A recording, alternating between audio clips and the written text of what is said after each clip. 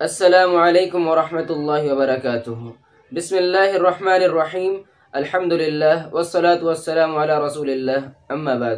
ناظرین کرام، بہت سے لوگ یہ عقیدہ رکھتے ہیں کہ اللہ کے جو نیک بندے وفات پا جاتے ہیں، وفات پانے کے بعد اگر ہم ان سے دعا کریں، ان کے سامنے اپنی ضرورتوں کو رکھیں، تو وہ لوگ اللہ سبحانہ و تعالیٰ کے سامنے سفارش کر کے ہماری ضرورتوں کو پورا کروا دیں گے اور اسی طرح سے ہمارے گناہوں کو بھی بخشوا دیں گے۔ تو جو لوگ اس طرح کا عقیدہ رکھتے ہیں انہیں یہ بات جان لینی چاہیے کہ عبادت یہ خالص اللہ سبحانہ و تعالیٰ کا حق ہے۔ عبادت کی جتنی قسمیں ہیں وہ صرف اور صرف اللہ سبحانہ و تعالیٰ کے لیے ہونی چاہیے، اور دعا یہ بھی عبادت کی ایک قسم ہے۔ استغاثہ، استعانت، یہ عبادت کی ایک قسم ہے۔ اس لیے اگر اللہ سبحانہ و تعالیٰ کے علاوہ کسی اور سے دعا کی جائے تو یہ گویا کہ اللہ سبحانہ و تعالیٰ کی عبادت میں شریک ٹھہرانا ہو۔ یعنی محمد رسول اللہ کے لیے جائز ہے کہ وہ عام انسان سے، عام امتی سے مدد مانگ لیں، عام امتی کو جائز نہیں ہے کہ وہ محمد رسول اللہ سے مدد مانگ لیں۔ اگر عام امتی مدد کرنے کے قابل ہے محمد رسول اللہ کی اور مجھے الاؤ نہیں ہے کہ میں محمد رسول اللہ سے مدد مانگوں، تو اس سے تو گستاخی رسول ثابت ہو رہی ہے۔ یہ محمد رسول اللہ کی توہین ہے، یہ دین اسلام کی توہین ہے، یہ سراسر بکواس ہے۔ جو لوگ کہتے ہیں کہ اللہ کے علاوہ کسی اور سے مدد نہ مانگو، یہ وہ ہیں جو اپنی ماں کے پیٹ سے خود نہیں نکلے۔ تمہاری باتیں سن کے ہنسی آئے گی ہمیں جب تم یہ بکواس کرو گے کہ اللہ کے علاوہ کسی سے مدد نہ مانگو۔ یہ وسوسہ کہ اللہ کے سوا کوئی شفا نہیں دے سکتا، شیطان جو ہے نا بڑا چالاک اور مکار ہے۔ ڈاکٹر شفا دیتا ہے، ڈاکٹر صاحب ٹھیک کر دو، فلاں ڈاکٹر نے ایسی دوا دی میرا بچہ ٹھیک ہو گیا۔ بھئی کیسے ٹھیک ہوا تمہارا بچہ؟ وہ اس ڈاکٹر کے علاج سے۔ یہ بولنے دیتا ہے، جہاں اللہ والوں کی بات آتی ہے وہاں لگام کھینچتا ہے۔ بعض لوگ اس کے چکر میں پھنس جاتے ہیں۔ اچھا، کچھ لوگ یہاں پر یہ کہتے ہیں کہ اگر اللہ سبحانہ و تعالیٰ کے علاوہ دوسروں سے مدد مانگنا یہ غلط ہے اور اللہ کا شریک ٹھہرانا ہے اس کی عبادت میں، تو ہم کسی سے پانی مانگتے ہیں کہ مجھے ایک بوتل پانی دو، یا پھر ہم کسی امیر آدمی سے پیسے مانگتے ہیں کہ بھائی مجھے 1,00,000 روپے دے دو، تو یہ بھی شرک ہو جائے گا کیونکہ ہم غیروں سے مانگ رہے ہیں۔ تو یہاں پر میں آپ کو بتا دوں کہ دعا کی دو قسمیں ہیں، ایک ما تحت الاسباب اور ایک ما فوق الاسباب۔ ایک ما تحت الاسباب پکارنا اور ایک ما فوق الاسباب پکارنا۔ تو ما تحت الاسباب پکارنا یہ غلط نہیں ہے، یہ شرک نہیں ہے، بلکہ ما فوق الاسباب پکارنا یہ شرک ہے۔ اسباب کے تحت پکارنا یہ غلط نہیں ہے۔ مثال کے طور پر آپ نے کسی سے ایک بوتل پانی مانگی، وہ بندہ آپ کی بات سن رہا ہے اور اس بات پر قادر بھی ہے کہ آپ کو پانی اٹھا کر کے دے دے، تو یہ اسباب کے تحت ہے، یہ غلط نہیں ہوتا ہے، یہ شرک نہیں ہوتا ہے۔ اس کی کچھ اور مثالیں دے کر سمجھاتا ہوں۔ مثال کے طور پر کوئی انسان ڈوب رہا ہو اور اس کے سامنے ایک دوسرا شخص کھڑا ہو، تو اب یہ اس کو مدد کے لیے پکارے کہ مجھے بچاؤ، مجھے بچاؤ، تو یہ غلط نہیں ہوگا۔ کیوں؟ کیونکہ یہاں پر وہ بندہ اس کی بات سن رہا ہے اور ممکن ہے کسی طرح سے وہ اس کی مدد کر سکتا ہے، تو یہ غلط نہیں ہے، یہ شرک نہیں ہے۔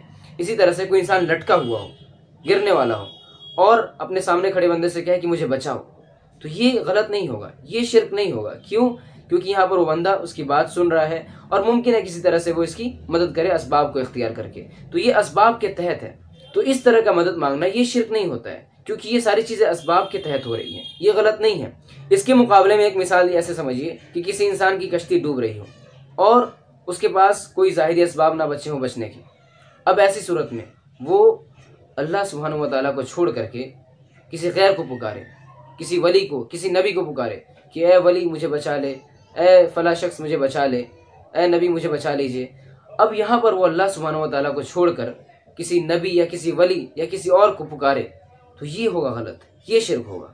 یہاں پر اس شخص نے دو غلط عقیدے رکھے۔ ایک تو یہ کہ جس نبی یا جس ولی کو یہ شخص پکار رہا ہے اس کے بارے میں ایک عقیدہ اس نے یہ رکھا کہ فلاں نبی یا فلاں ولی اس کی بات کو سن رہے ہیں، اور کسی کو بھی کہیں پر بھی سن لینا یہ کس کی صفت ہوتی ہے؟ یہ اللہ سبحانہ و تعالیٰ کی صفت ہوتی ہے کہ اللہ تعالیٰ کسی کی بھی کہیں پر بھی سن لیتا ہے۔ کوئی بھی انسان کہیں پر بھی اللہ سبحانہ و تعالیٰ کو پکارے، اللہ سبحانہ و تعالیٰ اس کی بات کو سن لیتا ہے، یہ اللہ تعالیٰ کی صفت ہے۔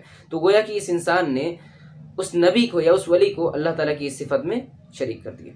دوسرا غلط عقیدہ اس شخص نے یہ رکھا کہ مان لیجئے کہ اگر اس نبی یا اس ولی نے اس شخص کی بات کو سن بھی لیا، ویسے نہیں سن سکتے ہیں، کوئی ایسی دلیل نہیں ہے جس سے یہ ثابت ہو کہ کوئی نبی یا کوئی ولی انسان کی بات کو سن سکتا ہو کہیں پر بھی، لیکن اگر مان لیجئے اس نبی یا اس ولی نے اس شخص کی بات کو سن بھی لیا، اس کے باوجود وہ اس کی مدد نہیں کر سکتے، وہ اس کی مدد نہیں کر سکتے ہیں۔ کیوں؟ کیونکہ کہیں پر بھی کسی کی بھی مدد کر دینا، کسی کے لیے بھی مدد پہنچا دینا، یہ کس کی صفت ہے؟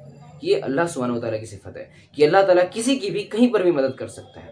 تو اس شخص نے گویا کہ اللہ تعالیٰ کی اس صفت میں اس نبی یا اس ولی کو شریک کر دیا۔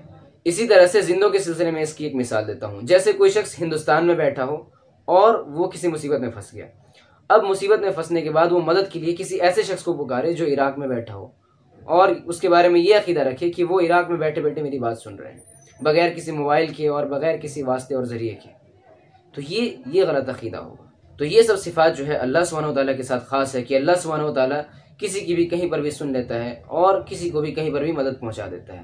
کسی انسان کے بارے میں یہ عقیدہ رکھا جائے تو یقیناً یہ عقیدہ غلط ہوگا، قرآن و حدیث سے ان سب عقیدے کی تردید ہو جاتی ہے۔ اور جو لوگ وفات پا چکے ہیں ان کے سلسلے میں تو جگہ جگہ قرآن کریم رہنمائی کرتا ہے، انک لا تسمع الموتى، کہ آپ جو ہے جو لوگ وفات پا چکے ہیں ان کو نہیں سنا سکتے۔ اور سورہ فاتر میں تو اللہ سبحانہ و تعالیٰ نے خاص طور سے قبر والوں کا ذکر کیا، فرمایا وما انت بمسمع من فی القبور، کہ آپ جو لوگ قبر میں ہیں انہیں نہیں سنا سکتے ہیں۔